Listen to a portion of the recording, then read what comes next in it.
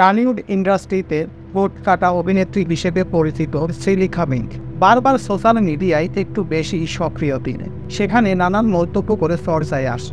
কখনো সামাজিক ভাবধারার বিপরীত স্রোতে নিজেকে চালনা করে বানিয়ে ফেলেন সাহসী ভিডিও, কখনো আবার সমাজের নানা ট্যাবু নিয়ে করেন স্বাধীন চেতার মতো মন্তব্য।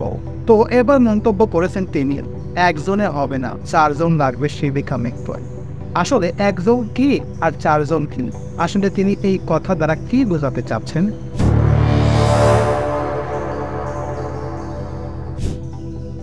একজনে হবে না, 4 জন লাগবেন, শ্রীলেখা মিন্ট।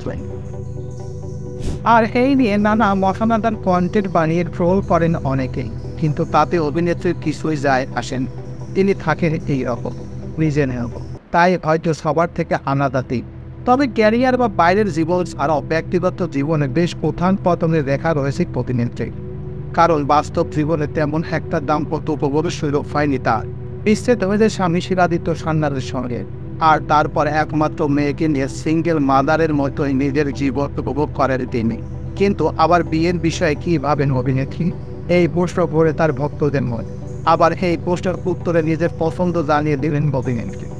সম্প্রতি এক সংবাদ মাধ্যমে দেওয়া এক সাক্ষাৎকারে এই বিষয়ে মুখ খোলেন অভিনেত্রী। আর নিজের পছন্দ বলতে গিয়ে অভিনেত্রী বলেন, পয়সাওয়ালা হতে হবে, আর আমি স্ট্রোগার চাই না, দেখতে ভালো হতে হবে। মানে বডি বিল্ডার টাইপ নয়, ইন্টেলিজেন্সি গুড লুকিং হতে হবে, পড়াশোনা জান। আমার এক্স হাজব্যান্ড কিন্তু এইরকম, সেই বেঞ্চমার্ক টপকাতে হবে। সিনেমা নিয়ে পাগল হতে হবে বলিনি, তবে হ্যাঁ এরকম হতে হবে যার সঙ্গে সিনেমা নিয়ে আলোচনা করতে পারে। আর সঙ্গে খুব বেশি পজিটিভ হলে চলবে না, ওই কে ফোন করলো, কেন ফোন করলো, এইসব প্রশ্ন করা চলবে না সবসময়। আমি ওয়ান ম্যান ওম্যান, সেই বিশ্বাসটা করতে হবে। এছাড়া তিনি বলেন, অনেক কিছু চাই, একজনের মধ্যে কখনই পাবো না, তাই আবার 4 জন লাগবে। যাই হোক, ওই যে বললাম, পেলেও হবেন আর না পেলেও হবে। প্রসঙ্গত 19 বছর আগে বিয়ের পর্ব সেরেছিলেন শ্রীলেখা মিত্র ও শিলাদিত্য সান্যাল। 2 বছর পর জন্ম তাদের একমাত্র মেয়ে ঐশী।